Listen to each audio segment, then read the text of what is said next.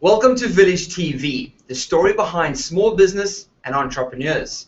Today we're discussing how to humanize your marketing to differentiate and stand out from the crowd. And I'm joined by Franziska, I should rather say. Yeah, I was going to say Francis. Yeah. I haven't gotten that one. For Basic Bananas, and you're the one half of Basic Bananas, and you guys are all about education in marketing. Exactly. And you're well known in Australia for it, and you have this big message about how to humanize your marketing. Can you explain what that is? Yeah, exactly. So first of all, thanks for having me. Wonderful. And thanks for calling me Francis. That's great. It is a hard name to pronounce, so I don't mind. But you stand out at least. Yeah, exactly. So the whole concept of humanizing your marketing, coming from before we started Basic Bananas about 5.5 years ago, I came from marketing and advertising, and I've always been banging on about this concept about humanizing your marketing and the importance of it. And I've really, over the last few years, been trying to prove it. Because I always say marketing is a science. It's not really just opinions, it's a science. Okay. And so I've been trying to prove this concept, and basically what it is that if you infuse a little bit of personality and a bit of a human angle and human stories into your marketing will get a better return. And I can give you one quick example. Please. That I've just tested a few weeks ago. I'm a big split tester. I split test my whole life, basically. Okay. Whatever I do, I split test so I can. So split testing is basically taking two options and having a look at which option works best. Exactly. Okay. And it works in personal life. You know, sometimes I'm not a good baker or anything, but sometimes when I bake something, I split test the batter. I do something here and I do something here, because then I can figure out what's better. Okay. And the same in marketing, so that's how I explain it. Now, so what I did in this split test is I sent out an email to half of our subscribers, and one of the emails, and it was to announce one of our events called Blast Off, and it's one of those introductory seminars where they learn a lot about marketing. And so I sent one email to half of the database, and it was just a normal email like most people write them. Hey, Franziska here, I wanted to let you know about this event, it's coming up, etc., etc. A couple of details, and that's it. And here's the link if you want to join us. And the other half of the subscribers, they got an email which was humanized, what I call it. So it was it had a personal story in it at the beginning. So I made it a little bit. I said, hey, it's Franziska here. I just got back from a trip in the Maldives. I went surfing. And then I told them a little short story about the trip and maybe something that went wrong. Yes. Or something. And then I went into that event. So I added a little bit of a human touch to it. I made it much more conversational, as if I was going to write to you as a friend. So I had like somebody like you, a friend in mind. I'm writing it to you because I haven't seen you in ages. I'm going to tell you, hey, I just came back from a trip. It was awesome. And that one that had a bit of a human story in it and a bit of personality converted much better than the other one. Amazing. But most people don't do it. And there's also a fine line of doing it. I mean, everyone says that, people love doing business with other people. Exactly. It's that because, you're even willing to pay a bit more because of that personal connection. And I totally believe that. I love the fact in small business, it's about people. It's those characters that define those businesses that I really enjoy about small business. You don't get in big business often. Exactly. But the thing is that in any business, big and small, it is always about people, but big businesses often don't get it. Yes. But it's always about people. You can ask anyone or most people and you ask them, why did you come here? Why did you come to this space, for example? Why are you working with Sean, for example? Yep. And they would say, usually, obviously, location, etc. helps, but they would say, well, because I like him more than I like his competitors, because of his person. So usually, as you say, we buy from people. We don't buy from entities. Yes. We don't buy from a thing. We buy from people. So if we can reflect that in our marketing by humanizing it, you have a much better result. So we're talking about, by humanizing, are we differentiating ourselves? Yeah, I love that, and it's one of my favorite things to talk about, the whole differentiating yourself. Let me show you maybe 3 easy ways how you can humanize your marketing, and then we can even talk about differentiation. Beautiful. Because I just love it, and it all goes hand in hand. So one way, obviously I already shared it, is making your emails a bit more personal. And one example I have for you too is just recently a conveyancer. And they do conveyancing and also law. Her father does law and she does conveyancing, which are people that help you with buying homes. And she came to our seminar. She's part of our Clever Bunch, and she said, "Oh, I don't know. I don't think I can do this humanizing. My dad doesn't like it. He's a lawyer. He doesn't like it." I said, "Well, just try a little bit. Yeah. Just try." And so she went home and back to the office. She came back 4 weeks later, and she said, "You wouldn't believe it." I Really? said, "What happened?" She said, "Well, I started to. My dad just didn't like this whole concept of being a bit more personal and conversational. He wants it to be very, just Logical, corporate, boring. bullet points, which is cool, boring." And so she added a little PS in her emails. Ooh. She started to just say, "PS, how is your son?" Or "PS, wasn't that a great soccer game? Right now we have the World Cup going on soon. Is that it started?" Started last night. Last night, there we go. So PS, just a little PS, something that is relevant but a bit personal. And she said she has never gotten so many replies to her emails like she is now. And it's just that small difference, that small it's touch. just a little bit of a personal touch. So that's emails. The second thing, obviously, is social media. You can, what I call it, show them behind the curtains. Okay. And you guys do that here actually as well. And we do every Friday, we show behind the curtains. And whether it's like a silly photo of the team doing something stupid, or we even every Friday, Jess, who runs some of our social media channels, she comes around and she asks everyone something. So the other week she said, "What's your hashtag for the week?" And I'm like, "I don't know. Hashtag cheeky pants?" I don't know. So she. But it's just that spontaneity, I guess. Yeah. It's different. And then she shared it. So then she asked the question on every Friday. She's a different topic. So one Friday she said, "What's your hashtag for the week?" Ours are Franziska, cheeky pants, Christo, surfing or whatever. I don't know. And everyone has their own hashtags.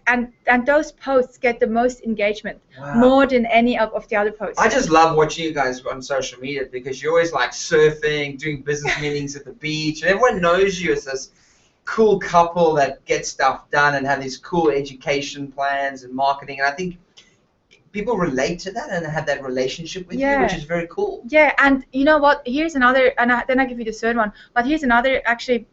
That ties in. So people know us for that, and we do surf a lot. So when I rock up to a place like this, I actually did come from the surf, so my hair is still a little bit wet, so I don't look very polished. And that's my brand. If I had my hair perfect and everything, and maybe wearing a suit, it wouldn't reflect my personal brand and my personality. So that's, again, I'm humanizing this stuff. Do you also think by humanizing we attract the right market, the right people that we want to work with, the right audience that, again, make a job more fun? Exactly. You attract the right people. Now the third way of doing it, so we have email, social media. Another way is, what do you think is the most visited page, the second most visited page on a website after the homepage? Where do people go? More information about us, pricing, about us. Usually, on most websites that we have tested, when you look at the analytics, usually the second most visited page after home is about us. Because of the same thing you said earlier, because people buy from people. So I want to know, so who is behind this business? And then I go onto the About Us page, I look at who is there and who does this make sense? Do I want to work with this chiropractor or this chiropractor or this accountant or this accountant? Absolutely. And so on this About Us page, instead of just doing what everyone is doing, the boring bio, I got a master degree in marketing and then I'm bloody awesome at all this stuff. Which means nothing to me. Which means not much. So a little bit of credentials, definitely, you put them in there, especially like if you want awards and things like that. You definitely want to put that in there. But then also a little bit of something personal, something that they wouldn't expect to read. So for example, one of the guys in the office, he wrote down, I said, "Joe, what are you really good at besides what you're doing here?" Because they're not just work people, they're like, we're people that do stuff. Absolutely. So I said, what are you really good at? And he said, "Well, I can cook 3-minute noodle in 2 minutes." I'm like, okay, so let's put that on there then, because first he said, "Oh, no, I'm not good at anything." I said, "That's not true. You must be good at stuff." And so you just put a little bit of personality onto your About Us page. I can totally relate to that. The last physio I went to and still use, his About Us page told us about his love for sports and rugby and things like that. It had nothing to do with him being a physio at all. But that related to me. I was like, well, that's the kind of person I want to go to because he understands me. I relate to that person. I think he would relate to my issues as well.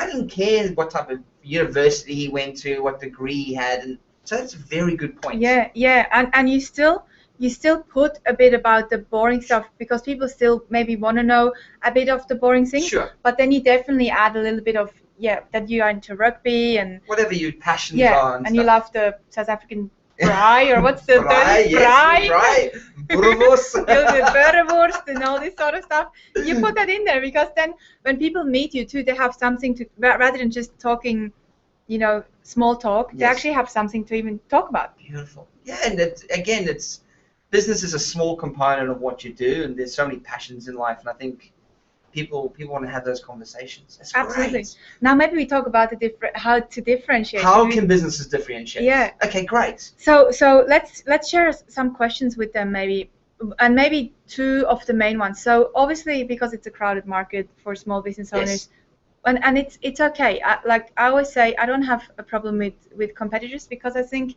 we can collaborate on things. So I think it's okay if you are in a crowded space. It means that it's a healthy niche, but you still have to be different. And what most businesses do is they look at what everyone else is doing, and then they do the same thing, and it's boring. Everyone does the same stuff, and usually they copy from someone who doesn't do it very well either. So, but they wouldn't know it, so they wouldn't know any different. So that's not why you got into business in the first place, to copy somebody else. Well, not really, I don't think. I hope not. I hope not either. I hope you're not in business to copy somebody. Why would you do that? It's just because they don't know any better. I think it's not really that they mean bad or anything. It's just that, well, I don't really know how to. I'm really good at chiropractic, for example, or I'm a really good doctor. I don't know any of the other stuff, so I'm just going to copy. But that doesn't help you. So what really helps you is to be different and to somehow differentiate yourself. Now, can I give them 2 questions that I think would be awesome? 2 questions, okay. Only 2. Huh? Only quick. Yeah, yeah. That's enough. That's enough. So there we go. So next video we'll do more, So here are the 2. Click here to get more. So that's usually what they do, isn't it? And we'll throw in a knife set later. Yeah, exactly. So 2 questions exactly. to differentiate. And I'd love you to write it down if you have a pen and paper handy. So the first question you can ask to your existing customers or clients. So this first question you ask to your existing customers or clients, and you ask them, why are you buying from me? What makes us or my business great? Why do you buy from us? Why do you choose us? And they give you stuff that you don't even know that is awesome. Okay. So let me give you one example. The other day, Jill, one of our girls, came into the office and she said, you wouldn't believe it. And I said, what happened? And she said, my daughter went to the dentist. The next day the dentist called and said, how is she going? And she said it was amazing. And then she told the whole bloody office about this dentist. Wow. And now he's probably going to get business from everyone at Basic Bananas. I'm interested who this guy is too. Now, this guy probably doesn't even know that that is one of the things he does that is very cool. Okay. Because we just do stuff in business that we don't even know that they're cool sometimes. Yeah, okay. So ask your customers or clients, what makes you choose us? What makes us so great that we get your business? Okay. And you write everything down and you get so many insights from your customers. It's always about talking to your customers. They give you the best insights. Second question is, you ask anyone that you want, your friends, your family, anyone that you want. And we do this usually through a survey, and all of our members through the Clever Bunch, they all have to do a survey asking their customers or anyone that they come across through social media, and they have to ask, what would make working with insert your business, what would make working with a dentist even more irresistible? Or what would make working with a hairdresser irresistible? What would make working with an accountant irresistible? Okay. And you just get stuff from them that you think, oh, that's a great idea. Maybe I should do that, or maybe I am already doing that. And then you have to use free marketing tips. It's free marketing tips. We ask our clients all the time, and we implement the best ideas. But one of them said, well, you know what? At your seminars in summer, it would be cool to have banana paddle pops. What a great idea. Now we have always a freezer full of banana paddle pops. And people love it. And it wasn't even our idea, it was a customer. And just build your business further. I guess customers, one, you want to attract the same type of customers you already have, because they're good, then you want more people like that. And I think it almost makes them feel like they're part of the business as well. Totally. They get excited if they can give you feedback. People want to help people. So if we ask them, that's a really good actually point here, because some people would say, well, I don't want to hassle them, If you even start with the question, can you help me? Yes. Because everyone wants to help. Can you help me? Yeah, can you help me? I have a question for you. What would make working with a lawyer irresistible? Great. We did this with a few people. I can give you one example. Tradies, for example. What would make working with a tradie irresistible, and their markets are usually women that are waiting at home for the tradie to like a plumber to come and fix a toilet. And what the main thing that they say is they hate when they are not on time, and most of them are not on time. Yes. And the second thing is they don't like bum cracks in the house. So they don't want, unless it's a good bum crack. But mostly they Is there ever a good bum crack? I don't know. But they said we don't want to have bum cracks in the house. So some of our tradies that we worked with, one of them, he said, okay, one of my differentiators is that if I'm late even 1 minute, he has $50 in his little pocket here. If I'm late for even 1 or 2 minutes, I'm going to give that person $50. Wow. And it's something that people talk about, especially women, they talk a lot. You would know that's that. the commitment. Yeah. They do talk a lot. Yeah. So that's one example. The other thing is even another tradie, I can't remember in which field, but I think it was a builder, and he said, we don't, no, it was actually a tiling business. They said, we fix your cracks in the tiles, but we don't show bum cracks.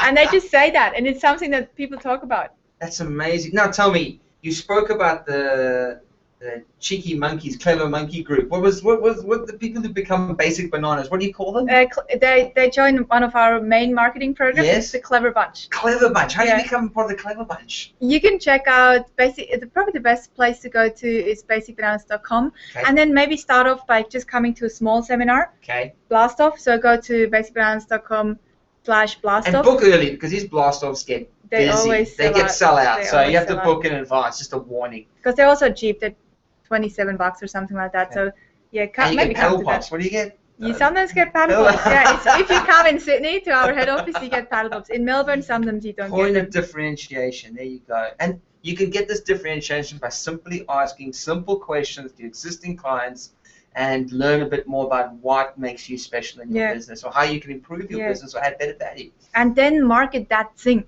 Because often we do something special, but then we're just like, okay, I'm pretty special, but we don't say it. So you've got to implement it afterwards. Can't rest on your laurels. Exactly. There you go. Exactly. Franziska, thank you so much. Love your information and your suggestions. Go out there and implement them. Find out what works and stand out. Yeah. Humanize and stand out and stay awesome. Or go bananas or something like that.